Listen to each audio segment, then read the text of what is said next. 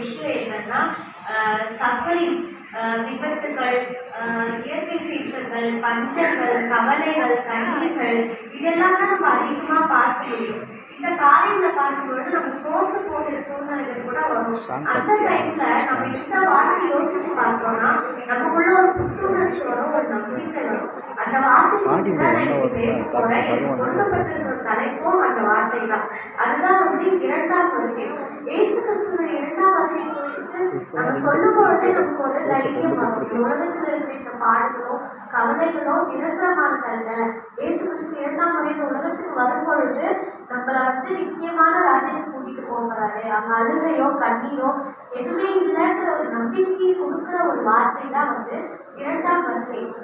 இந்த இரண்டாம் வருகை பழைய ஏற்பாட்டுல 1718 இடங்கள்லயும், புதிய ஏற்பாட்டுல 260 அதிகாரங்களையும் 380 இடங்கள்லயும் சொல்லப்பட்டிருக்கு. அப்போ இந்த இரண்டாம் வருகை வேதத்துல எவ்வளவு முக்கியப்படுத்தப்பட்டிருக்கிறது. நம்ம யோவான் 14வது அதிகாரம் 3 வசனங்களை பார்த்தோம்னா, உங்கள் இருதயம் கலங்காமல் இருப்பதாக தேவனிடத்திலும் என்னிடத்திலும் விசுவாசமா இருங்கள்.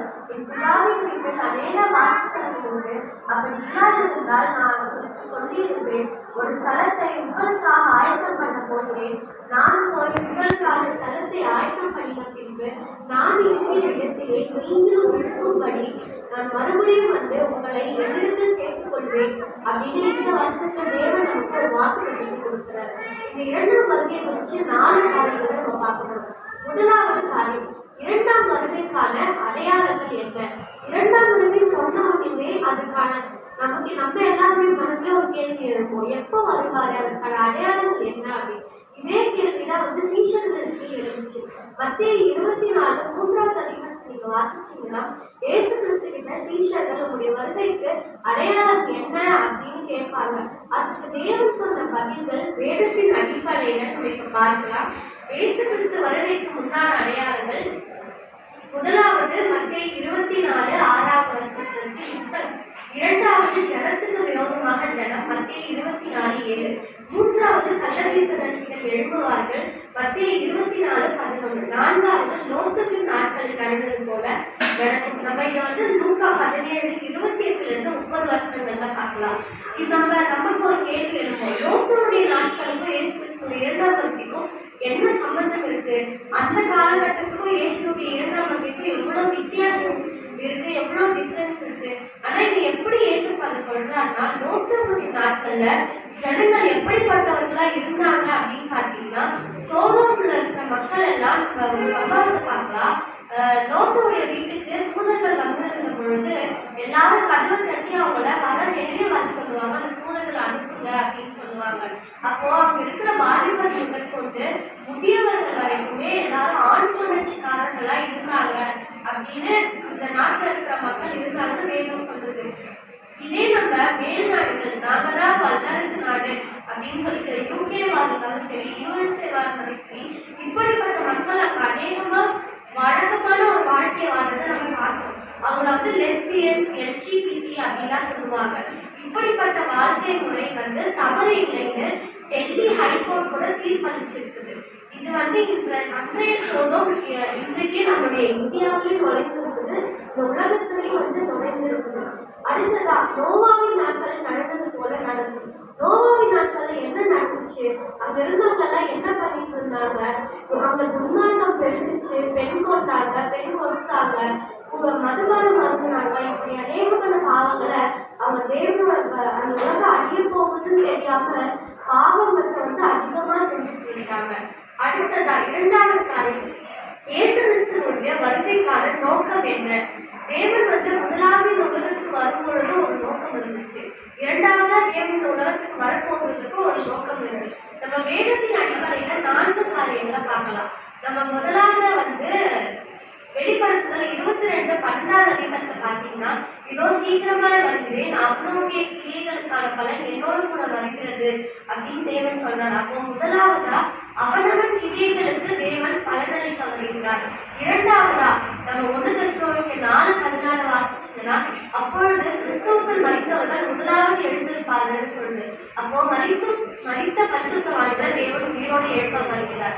மூன்றாவது உயிரோடு இருக்கும் பரிசுத்தவான்களை மறுபடியும் மறுரூபமாக்க வருகிறார்கள். 1 தெசலோனிக்கேயர் 4:7 பார்க்கிறோம். ஒரு நிமிஷத்திலே ஒரு இமை பொழுதிலே மறுரூபமாவார்கள். 4வதா அவர் இருக்கிற இடத்துக்கு அவருடையவர்களை அழைச்சிட்டு போறதுக்காக வராரு. நம்ம யோவான் 14வது அதிகாரத்தை பார்த்தது போல நமக்காக ஸ்தலத்தை ஆயத்தம் பண்ணியிருக்கிறார் இல்லையா, அவங்க நம்ம அழைத்து போறதுக்காக வரப்போகிறார். 3வது காலம் இயேசு கிறிஸ்துவுடைய வருகை ரகசியமாக இருக்குமா? வேதம் என்ன சொல்லுது அப்படின்னு பார்த்தீங்கன்னா நிச்சயமா கிடையாது. இயேசு கிறிஸ்துவுடைய வருகையை நம்மளால பார்க்க முடியும், நம்மளால கேட்க முடியும், நம்மளால உணரவும் முடியும்.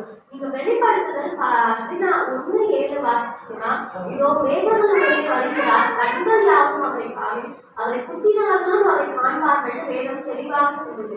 அப்போ இயேசு கிறிஸ்து 2ஆம் முறை உலகத்துக்கு வரும்பொழுது நம்ம எல்லாராலையுமே அவரை பார்க்க முடியும். இதுல இருந்து நம்ம தெளிவா தெரிஞ்சுக்கலாம், இயேசு கிறிஸ்துடைய 2ஆம் வருகை ரகசியமானதா இருக்காது. 2வதா நம்மளால கேட்க முடியும். மத்திய 24:31 வாசிச்சீங்கன்னா, வலுவாய் துணிக்கும் எக்கால சத்தத்தோட அவர் தமது தூதர்களை அனுப்புவார். அப்போ வலுவாய் துணிக்கும் எக்கால சத்தம், ஒரு தூதர் 2 தூதர்கள் அந்த எக்காலத்தை வாசிக்க போறதில்லை. பல்லாயிரக்கணக்கான தூதர்கள் அதை வாசிக்கும் பொழுது நிச்சயமாவே எல்லாருடைய காதுகளுக்கும் இந்த உலகத்துல இருக்கிற எல்லாருடைய காதுகளுக்கும் அந்த சத்தம் தெளிவாக கேட்கும். 3வதா மின்னல் போன்ற பிரகாசத்தோடு வருவாரு. மத்திய 24:27 பார்க்கிறோம். அப்போ தேவனுடைய வருகை ஒருபொழுதும் ரகசியமானதாய் இருக்காது என்பதை நம்ம தெளிவா தெரிஞ்சுக்கலாம். அடுத்ததா இயேசு கிறிஸ்து திருடனை போல் வருவாரே, இந்த உலகத்துல இருக்கிற அநேக அவர் எப்படி வருவார், வேதம் என்ன சொல்றதுன்னு குறிச்சு பார்க்கலாம். நம்ம 2 பேருக்கு 3 பட்டு வாசிச்சோம்னா, கர்த்தருடைய நாள் இரவிலே திருடன் வருகிற விதமாய் வரும் அப்படின்னு சொல்லப்பட்டிருக்கு. ஆனால் ஒருபோதும் இயேசு கிறிஸ்து ஒரு திருடனை போல வருவார் அப்படின்னு சொல்லப்படலை. நம்ம மத்திய 24:43-44 இந்த வசனங்களை நம்ம ஒரு விஷயம் நோக்கி பார்த்தோம்னா, அங்க ஒரு வீட்டு எஜமானர் இருக்கிறாரு. அவருக்கு அவருடைய திருடன் எந்த நேரத்துக்கு வருவான்னு தெரியாததால அவர் எப்பொழுதும் விழித்திருக்க வேண்டிய ஒரு சூழ்நிலை வருகிறது. அப்போ திருடன் எந்த நாள்ல வருவான்றது யாருக்குமே தெரியாது. அப்ப எப்பவுமே நம்ம விழிச்சுக்கிட்டே இருக்கணும்ன்றத பார்க்கணும். அதே போலதான் இயேசு கிறிஸ்துவின் நாள் என்றைக்கு வரும், அவருடைய வருகை நாளாவது நாளைக்காவது நம்ம ஒருவராகவே கணிக்கவும் முடியாது, நமக்கு தெரியாது. அதனால அவருடைய காத்திருக்க வேண்டும், இந்த வீட்டு எஜமான போல விழித்திருக்க வேண்டும் என்று வேதம் சொல்லுது. நாம் வெளிப்படுத்தல் 14:15 வசனத்தை வாசிச்சீங்கன்னா, இதோ திருடனை போல் வருகிறேன், தன் மானம் காணப்படத்தக்கதாக நிர்வாணமாய் நடவாதபடிக்கு விழித்து கொண்டு தன் வஸ்திரங்களை காத்துக் கொள்கிறவன் பாக்கியவான் அப்படின்னு சொல்லப்பட்டது.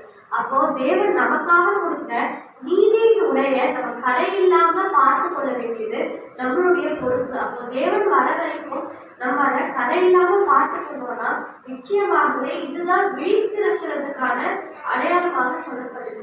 கடைசியா 2 பேரும் 3:10-14 வசனம் நீங்க வாசிச்சீங்கன்னா, வானங்கள் மணமணவென்று அகன்று போகும், பூதங்கள் வெந்து உருகி போகும், பூமியால் உள்ள கிரியைகள் எல்லாம் எரிந்து போகும் அப்படின்னு சொல்லப்படுது. அப்போ இந்த உலகம் இப்படிப்பட்ட ஒரு அழிவை சந்திக்க போகிறதுக்காக நம்ம எல்லாருக்கும் தெளிவா தெரியும். அப்போ நாம இதுல இருந்து தப்பிச்சு கொள்ளணும், நம்ம இதுல இருக்கக்கூடாது அப்படின்னா நம்ம என்ன பண்ணணும்? உங்களுக்கும் எனக்குமான காரியம் என்ன அப்படின்னா, நீங்கள் எப்படிப்பட்ட பரிசுத்த நடத்தையும் தேவ பக்தி உள்ளவர்களுமாய் இருக்க வேண்டும். நீங்கள் கரையற்றவர்களும் பிழையற்றவர்களுமாய் சமாதானத்தோட அவர் சந்ததியில் காணும்படி ஜாக்கிரதையா இருங்கள் அப்படின்னு வேதம் சொல்லுது. அப்போ நம்மளும் தேவனுடைய ராஜ்யத்தை சுதந்திரித்துக் கொள்ளணும் அப்படின்னா நம்ம கரையற்றவர்களா இருக்கணும். எப்ப கரையற்றவர்களா இருக்க முடியும்? அவருடைய கற்பனைகளுக்கு கீழ்ப்படிந்து அவர் மேல விசுவாசம் வச்சு அவர் உண்மையா நேசிச்சு அவர் மட்டும் இல்லாமல் அவருடைய பிள்ளைகளையும் நேசித்து அவருடைய வருகைக்கு காத்திருந்தோமானால் நிச்சயமாகவே நீங்களும் நானும் அந்த பரிசுத்த நகரத்தை சுதந்திரித்துக் கொள்வோம். பரிசுத்த அந்த இரண்டாம் வருகைக்கு ஆயத்தப்படுவோம், ஆயத்தப்படுத்துவோம்.